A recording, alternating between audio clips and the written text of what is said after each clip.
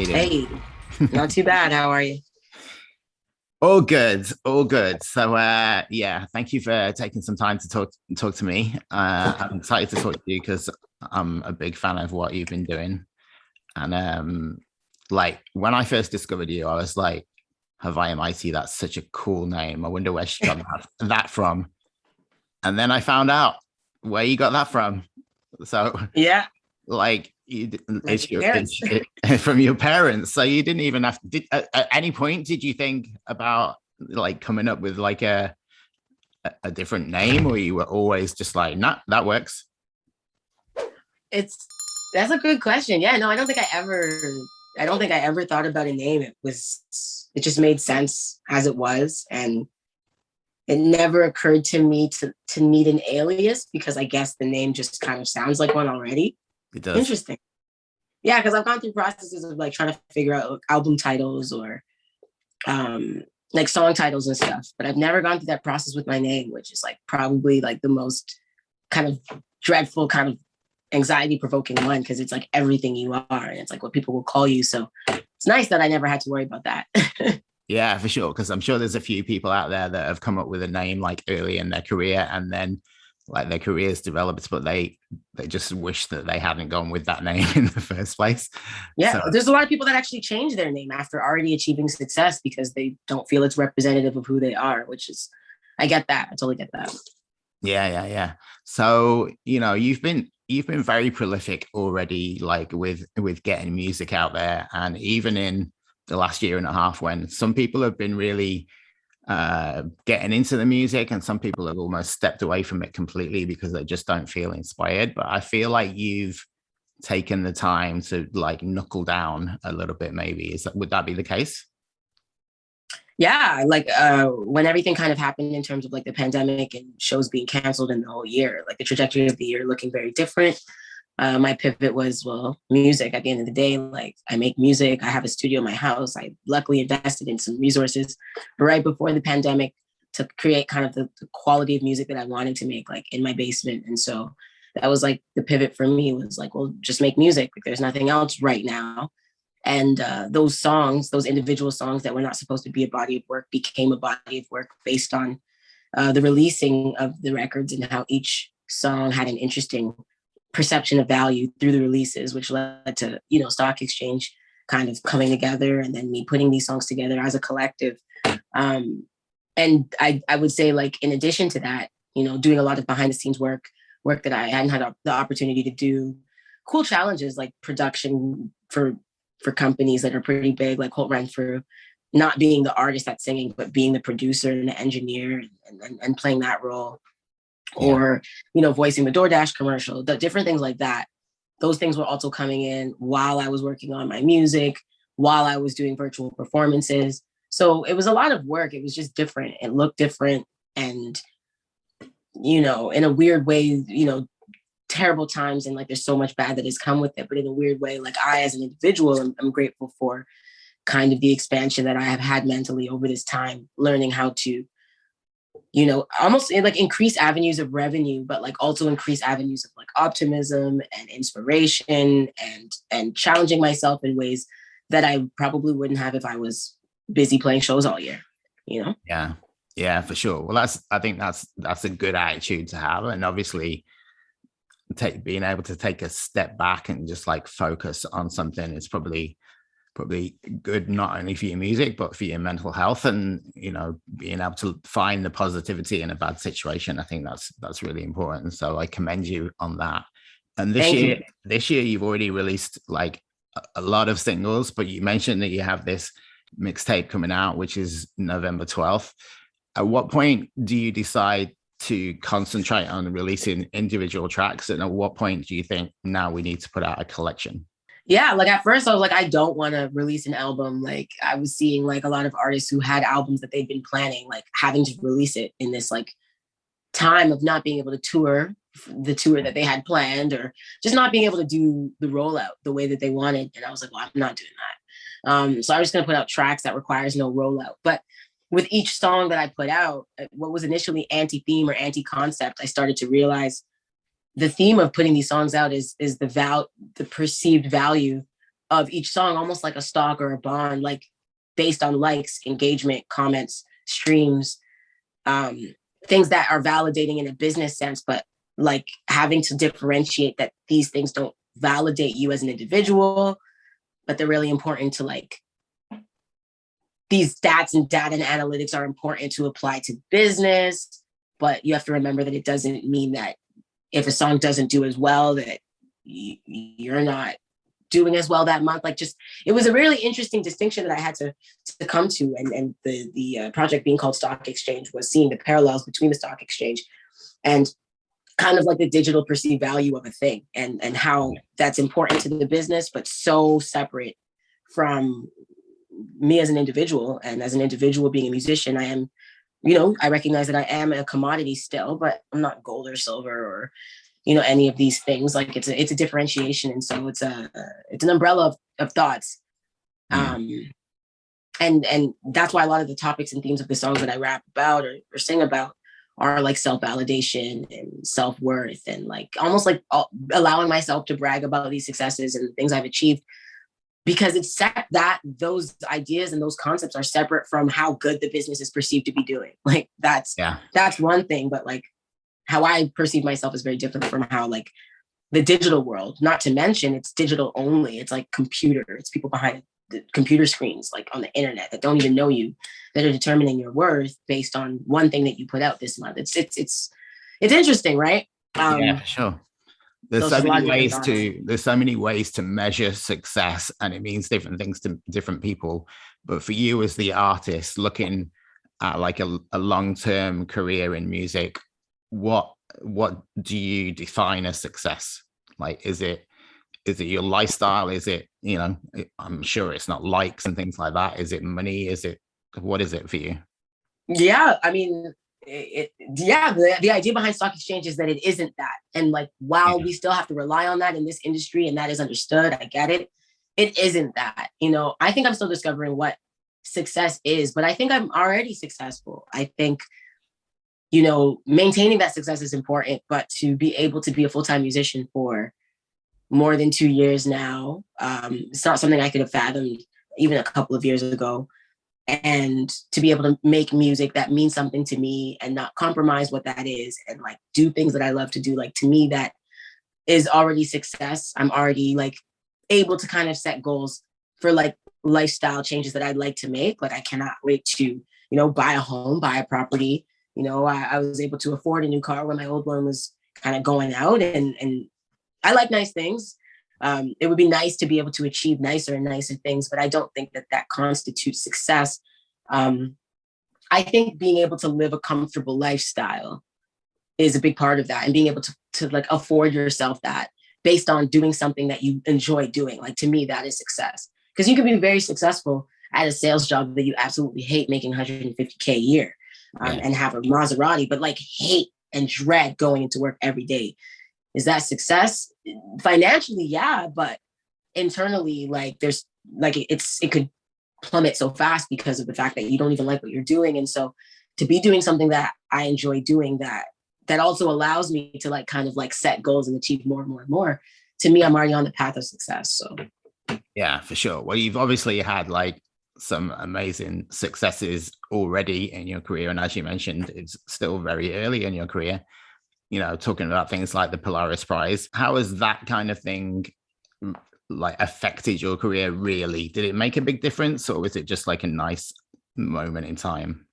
I would say it made a big difference in my ability to validate myself, you know. And that's why when people ask questions like, what advice would you give to an artist? I try to like tell people, anybody, that like self-validation is important, because for me, I actually had to seek validation from like outer sources before I was able to kind of like apply it to self. And there's no need to wait for that. Like, if you can apply it to self, you can start to achieve things because you believe you can achieve those things, and not because this entity or this group of people think that you can achieve those things. But, you know, for me, the Polaris helped for sure with, you know, believing I could achieve some of the goals that I had, and not only believing it, but also starting to do that with the win, and getting more opportunities off of the strength of that win as well, people just being like, well, we don't know who to reach out to for this project we have in mind, but like, let's see who won the Polaris, right? And like literal opportunities coming in that way. And so it's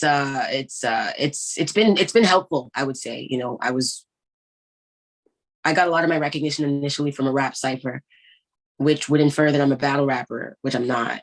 And so for a long time, I was like, yeah, like I could rap, and I want people to know that I could rap, but I want people to know that I can do so much more than that. And I was always worried about kind of like the restriction of people just not being exposed to other things that I can do. And 13th Floor was kind of like that moment of like clarity, like, oh, like they know I can sing, they know I can rap, they know I can produce, they know that I can create concept, they know I can create impact, like all of the things. I want people to recognize kind of like what all of those things are, because that will allow me to kind of do that continually, rather than being put in and only get opportunities for like certain things that people think I can do. Yeah. You know, because after I did the rap cipher where I got like 2 million views, it was like rap cipher after rap cipher after rap cipher. And it's like, okay, like this is cool. Like I could do this, but like this isn't what I want people to know about me. So I think for the Polaris Prize, like 13th Floor was recognized as the best album based on artistic merit of that year or something. It's like literally the boxes I was looking to tick in terms of like an artist. I wanted people to understand that I want to express as an artist, an overarching artist that like taps into many different aspects of the music industry and not just one. So it helped to create that narrative. Yeah. So you just listed all the things that you are involved in, and you've mentioned the word musician more than once while we've been talking, rather than rapper, producer, or any of that. And I think do you play guitar? A little bit, yeah. A little bit. So you do play a little bit of your own instruments as well. And your sound seems to just like pull influences from all over the place. So when you were growing up, what were you listening to? What was the first music you remember hearing? I feel like I was listening to like mostly reggae, like culture reggae from my dad's side, like Marley, Capleton, Buju Banton, like these types of artists, Richie Spice. And then for my mom, like she was more so listening to like Celine Dion, also reggae too, and like kind of like more soul stuff. And then like I was like one of those kids that was in singing lessons, so I was like exposed to Disney music. And like I was always singing like stuff from like Annie and musicals and The Lion King and stuff like that. So like there was a wide range of exposure. Growing up with only girls, there wasn't originally a lot of hip hop exposure, which is interesting. I would say around like the age of 7, 8, 9, you know, I started, you know, getting reference from my cousin with hip hop. And then like I kind of fell into doing rap or created my own raps, you know, around the age of 11, 12, 13. But that kind of came later. So there was this, and I sing in lessons for 7 years as well, from the age of 4 to the age of 11. So I kind of started with like all these different ways of kind of like utilizing my voice, using my diaphragm, applying it to like different genres of like music. And then I found rap, and then it was like, well, I already knew how to use my diaphragm. I already knew about breath control. I already knew about all these different things that were like kind of technical. And then I was able to kind of just apply like the story writing aspect, tone, delivery, and like, so I think I got exposure from a lot of different styles. You know, I kind of like was inspired by like Lauryn Hill as a younger person, like just like being a female artist who like didn't look the same as a lot of the other ones, and who like rapped and sang and played guitar and like did all these different things, like the Fugees as well, Wyclef. Like I always wanted to kind of do everything, and that was a problem, and still sometimes is. Because you kind of want to market and brand things in order for them to do well, hence stock exchange and that balance of business. Right. But you know, I definitely think I'm finding my sound as we continue. And as I, you know, continue on this journey, I'm finding my sound, and I'm continuing to pull references from many things and learning to kind of like educate people on like what Haviah Mighty sounds like and like why she sounds that way, you know? Yeah. And like, I've seen that you're going to be opening for the Arkells, which some people would be surprised to see you on a bill like that. But I think that's amazing. And that says a lot about your sound, that somebody thinks that's a good fit. So when you open for a band like the Arkells rather than another hip hop artist or something like that, do you change your set? Do you think about it differently, or you just go in and do your thing? I try not to change too much about my set because I'm still selling myself as an artist. Like when I'm opening, I'm conscious of the fact that like the Arkells do something very different than what I do. And having opened for them like a fair few times now, like I think I get why it does work with their audience. And it's because of kind of the showmanship, the energy, and like I think the musicality. So even though the musicality is like the genre is very different, there are still a lot of likenesses in terms of like how we approach building a set and like those ups and downs and kind of like that engagement that the audience feels. Of course, there will always be people that are like, I don't get this, you know, because the genre of music that they make is very different. And maybe they get that. They just don't get what I do. Or if they get it, they're not interested in the topics I have to say. But I love that they were willing to kind of work with some, like it was definitely their idea to kind of like bring me in and have me open. So they see something that makes sense for their fans that they know better than I could. And, you know, having performed, like I feel like I get great reception with their crowds. I'm opening from them. I get a lot of like social media engagement post Arkell shows, and it speaks to kind of like not setting up these boundaries and barriers that we think we have to. Like, well, this artist can only open for this artist because they fit this same box, and like they end up on the same playlist, so that has to make sense. It's like, yeah, sometimes we have to do that, and sometimes we don't. And I love that we can kind of like break that mold and like just do whatever we want to do. And for the fans, it's just like a great musical experience. They just want to hear like good music from the beginning of the show to the end of the show. And I feel like regardless of the genre that I come with or whether people feel like it makes sense, there's no deniability of whether the music is good or whether or not it can be enjoyed. So, you know, it's I hope what it's doing is allowing their fans to think like about music a little bit more expansively. And maybe it means that as a band that they want to expand as well. You know, I know they're changing their sound a little bit. I see like their comments from their fans on their, you know, social media posts. And I think, you know, that also might be a part of, you know, their strategies. We would like to try different things and work with different artists and like not stick to the regimen we've been sticking to for many years. And I think that's really dope. Yeah. And what about your own personal taste in music? Like what kind of things do you listen to just on a day-to-day basis? I mean, it definitely changes. I do listen to a lot of different genres of music. I mostly listen to like right now, mostly new age hip hop, but I'm getting a little bored, you know. And I definitely want to kind of like expand a little bit and listen to like genres like house, and like old school rap and like genres I'm not as exposed to because I get new school hip hop now. Like I get it and I do it. But like in my car, like that's a lot of times what I listen to, but like it might go to a Celine Dion song, right? It might go to like a house song with no words. There's a lot. It might go to like a Yellow Card song. Like it's one of those things where like there's so much to be kind of extracted from all genres of music, and like you can like sample anything and make it like I could take any genre of music and make it my sound. So it's hard to differentiate when it comes to listening. When it comes to creating, of course, things just naturally come out of me that are like indicative of what I do as the artist of Haviah Mighty. But when it comes to listening, other than like driving in my car, listening to like mostly hip hop, like I have a wide variety of music that I listen to and that I want to be inspired by. Yeah. And you've collaborated with quite a few different artists. Like, do you like the idea of collaborating with people in different genres? Yeah. I haven't done that a lot. Like, but like, for example, with Flamenco and Nala Rodriguez, making that song, that was something that was different. And like, also there's that language difference as well too. That was really fun.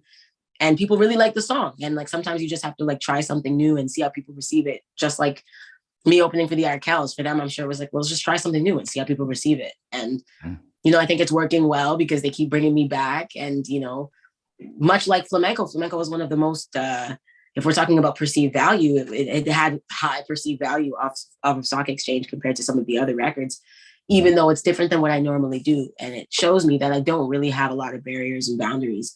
And so I shouldn't kind of set them myself because they don't necessarily exist. So it's something I want to do more. I want to expand more and collaborate with more people and try things I've never done before. Who would be top of your wish list to collaborate? Oh, that's tough. That probably changes every day. But like right now, top of the list to collaborate with would be somebody that is really well known and respected, but like also someone that I think would allow me, even as a nobody, to kind of like add my musical flair to it. Right now, Rihanna comes to mind. I don't know why, but it would be really great to work with an artist like Rihanna, because I know she's a vocalist and, you know, probably has a lot of understanding about what that means and how she wants that to come across. But I feel like, I don't know, but I feel like, you know, when she's worked with a lot of producers, she's worked with people who kind of, she's allowed to have a lot of say in kind of like the dictation of a record. So I think it would be really cool to work with an artist like her. Yeah, well, we've put it out into the universe now, so let's see. Yeah. Let's see what happens. So what's next for you? You've got the mixtape coming out on the 12th, and then how's things looking after that? Obviously, we know about the acclaimed tour. What else? Yeah, I got a mixtape coming out on the 12th. Some like the release party has been postponed due to health issues. You know, I'm attached to an antibiotic bag right now. I definitely need to get back to 100%. But once that happens, we'll be rescheduling shows, you know, playing some shows with the Arkells next year, some other unannounced possible opportunities of performance next year. Once Stock Exchange comes out, I'm hoping to roll out some like giving back initiatives, hoping to host some giveaways. And again, just try new things, start writing new music, and find new ways to connect with fans.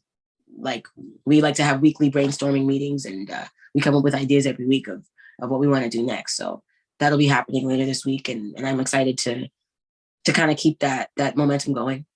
If somebody had never heard of Haviah Mighty, considering how varied your music is, what would be the first song you'd want them to listen to?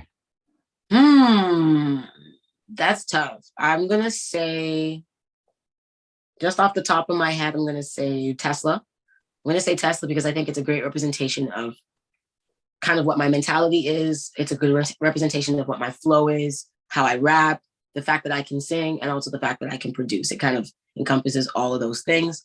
So I would say Tesla. Okay, nice.